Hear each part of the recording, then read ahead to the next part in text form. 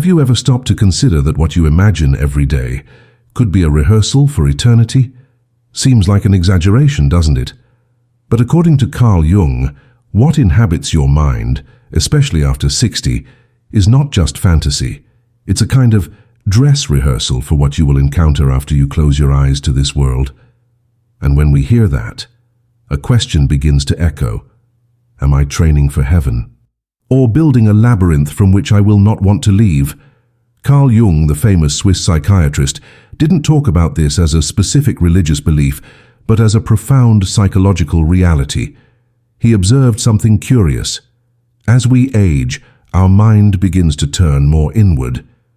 External life continues, of course, but the focus shifts. Memories gain more importance, dreams become more vivid, and even small daydreams seem to carry hidden messages. For Jung, this was not by chance. It was as if the mind began to prepare the ground for the great transition. And here enters a detail that many people ignore.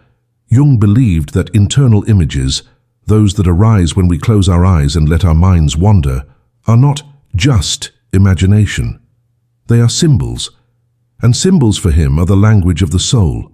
This means that when you imagine a garden, a country house, or a reunion with people who have passed away, it's not just a beautiful dream. It's a message, perhaps even a map. Now imagine you are 63 or older. You have lived long enough to accumulate an immense collection of internal images. Some come from childhood, others from the most significant moments of your life. Every memory, every recurring fantasy, accumulates like pieces of a puzzle. What if this puzzle was precisely the portrait of your personal heaven? A place, real or symbolic, that your mind and soul are shaping for you to inhabit after death. But there's a detail that can change everything. Jung said that not all internal content is luminous. Imagination can also bring dark images, old fears, unresolved guilt. And if we don't pay attention to this, we run the risk of inadvertently creating a heaven that looks more like a closed room. That's why he insisted, knowing and dialoguing with one's own imagination is an essential task in the second half of life. It's not a pastime.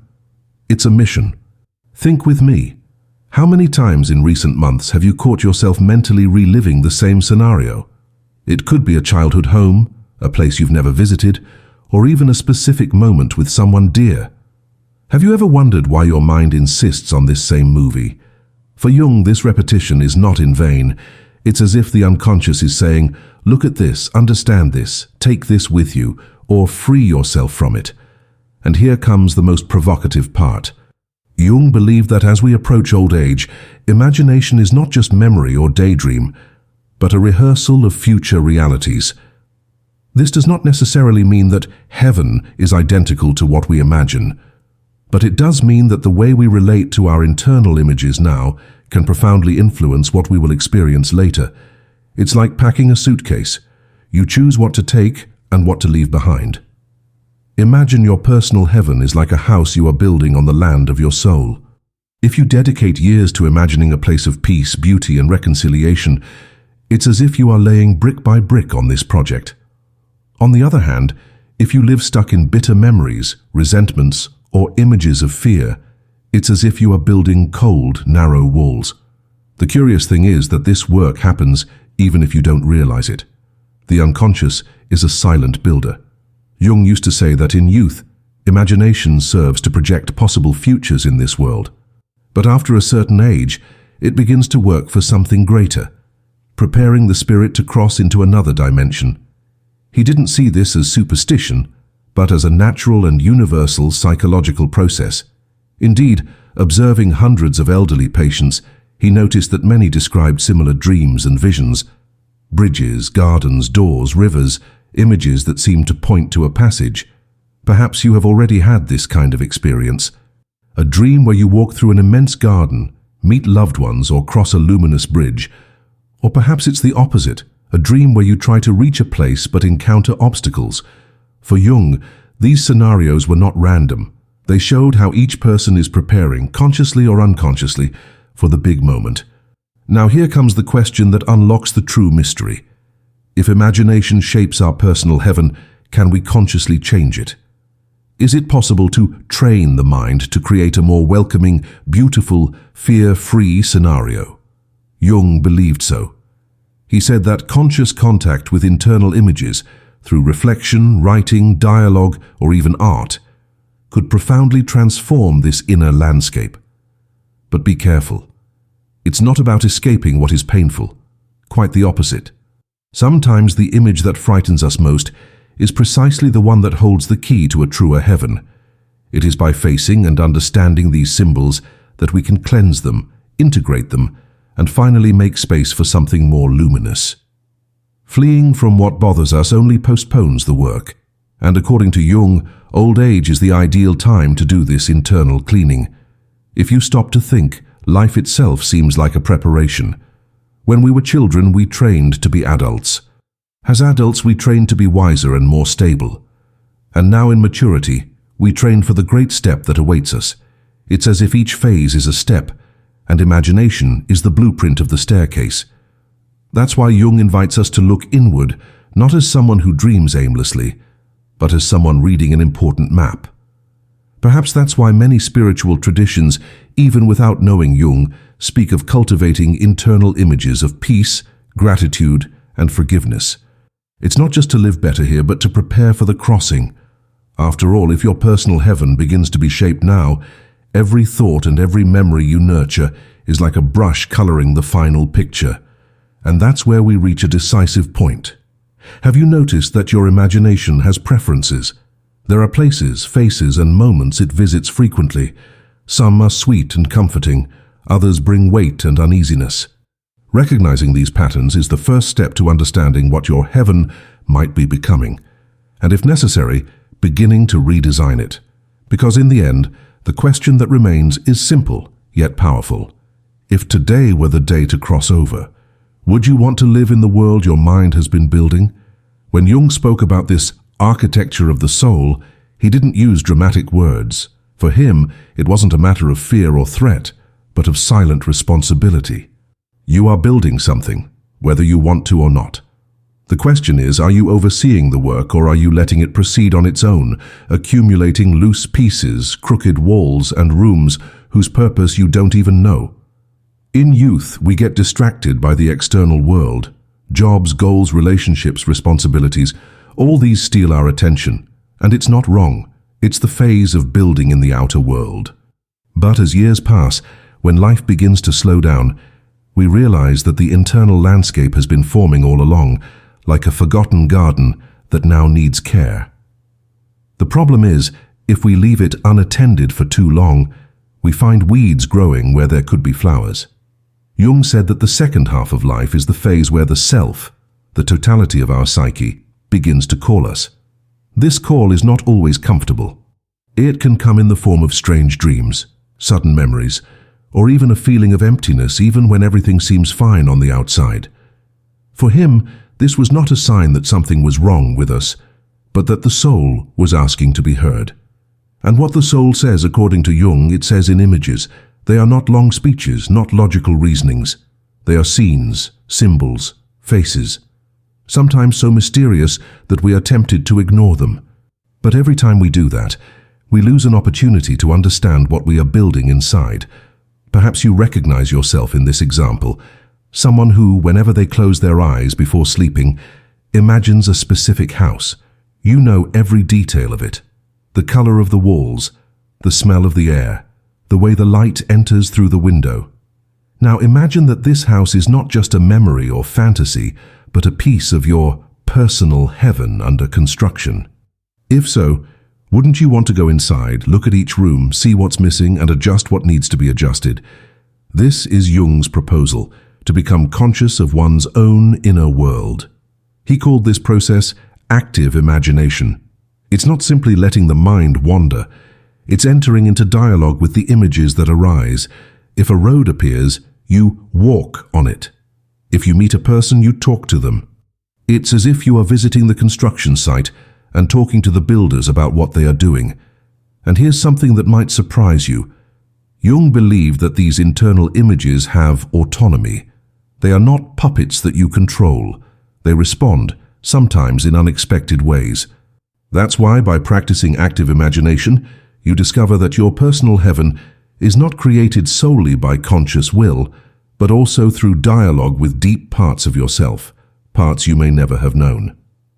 Now think about how many internal images you've carried since childhood, places that left a mark, people who inspired, even stories and tales that shaped your worldview. All these memories and symbols form the raw material of your personal heaven. If you grew up hearing stories of hope and love, perhaps there's a lot of that in the scenery you're building. But if your life was marked by loss and insecurities, those shadows might be there too. The most interesting thing is that Jung saw this mixture as inevitable. No personal heaven is completely clear or completely dark. There are always nuances. What matters is whether the dark parts have been understood and integrated, or if they remain as holes in the ground, ready to make us stumble. Perhaps that's why Jung insisted so much on the importance of facing one's own shadows. He said that old age is not just about remembering what was good, but also about making peace with what was difficult, because in the end, all of this will be present in the inner landscape. And the more conscious we are of this, the more we can transform obstacles into bridges. And here's a provocation. Have you noticed that after a certain age, many dreams start to have a climate of reconciliation? People who argued in their youth appear smiling. Deceased family members appear in silence, as if they are just there to say, "It's okay." Jung saw these dreams as a sign that the soul is clearing the ground, removing weight, so that we can cross over more lightly. But what if you don't dream often? That doesn't mean your personal heaven isn't being shaped. It just means that the images might be manifesting in other ways. Daydreams during the day, sudden memories, even that impulse to visit a specific place or revisit a person. All of these are invitations. Invitations to visit the work and see how it's progressing. And here we come to a central point. What do we do with these visits? Many ignore them. Others feel afraid and close the door. But those who agree to enter, observe, and converse with what they find, these, according to Jung, build a more integral and true heaven, because they are not just pushing what bothers them into the unconscious, they are transforming. Transforming one's personal heaven is not about creating a perfect, pain-free fantasy. It is about creating a space where everything makes sense, where even scars have a place, but not as open wounds, rather as marks of battles won. Now imagine for a moment that, when the day of crossing arrives, you enter this personal heaven, and there is everything you loved, everything you learned, everything you forgave. Imagine finding not only loved ones, but also parts of yourself that you rescued in this process. Jung believed that this final encounter would be in a way the most complete experience the soul can have.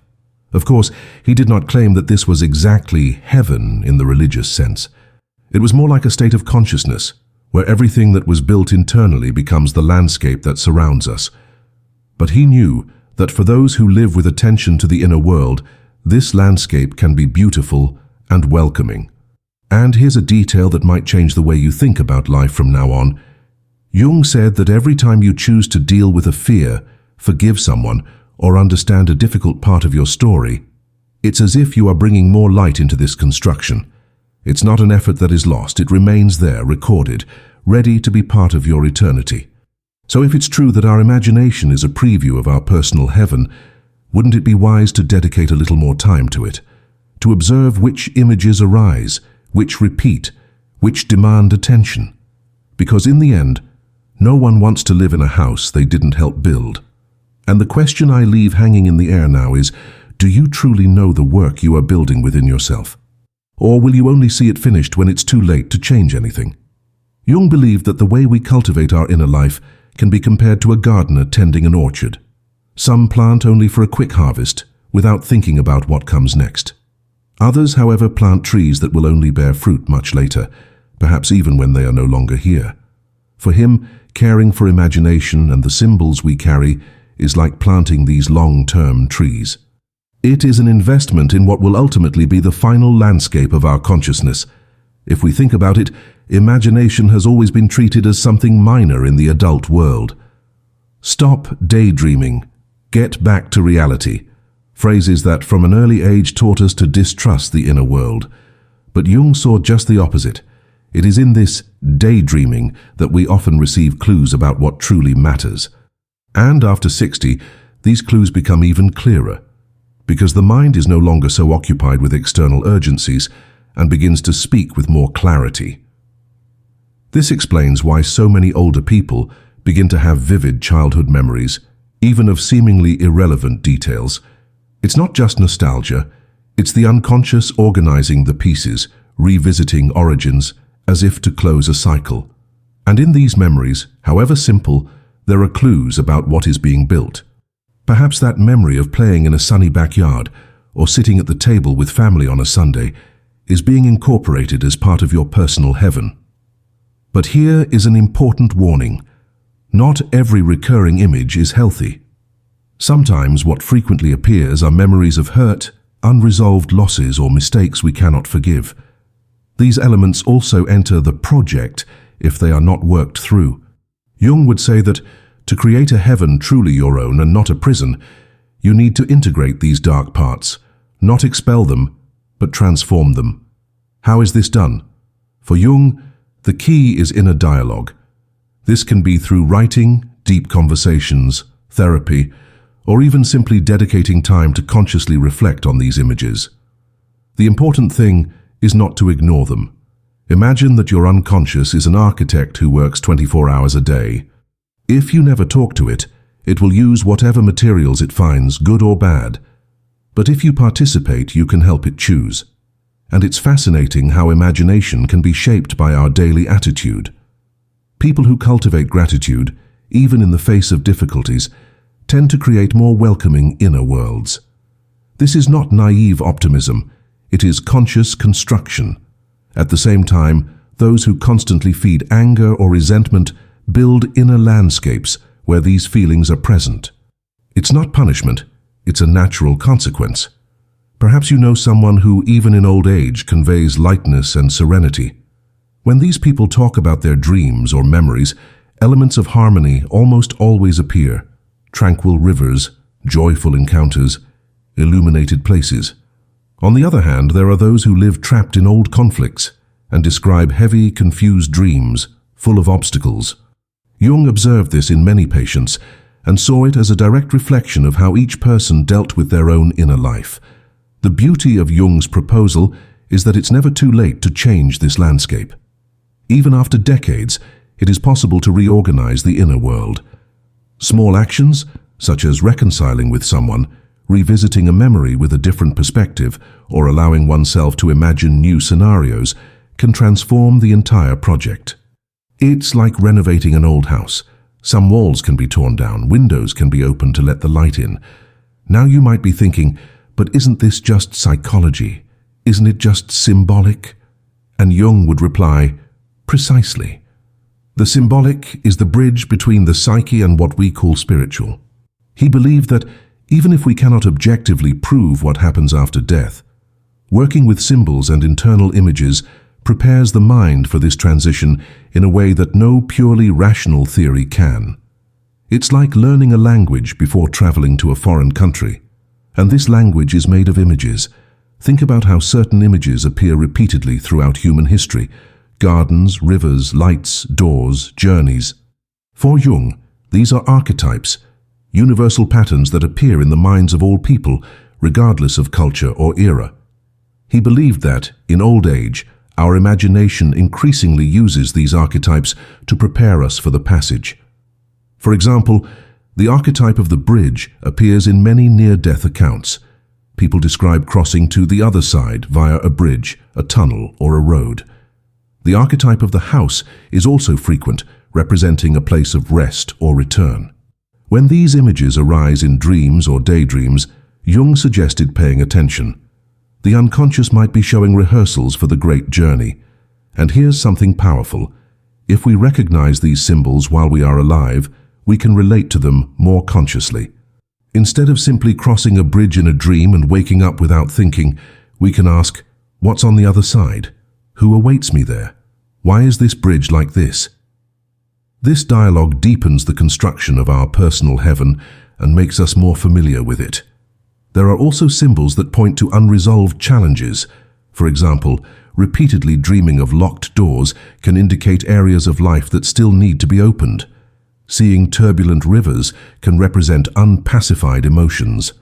Jung saw these elements as invitations to work on these issues now, and not let them become barriers during the crossing. Perhaps you are realizing that this vision is not about passively waiting for heaven. It is about actively participating in its creation, not as someone who invents just any fantasy, but as someone who builds something true from the life they have lived and the choices they have made. And there is an immediate reward in this process. The more you work on your personal heaven, the more peace you experience in your daily life. Anxiety about the future diminishes, the past weighs less, and the present becomes more full. It's as if, by organizing the inner house, the very air becomes lighter.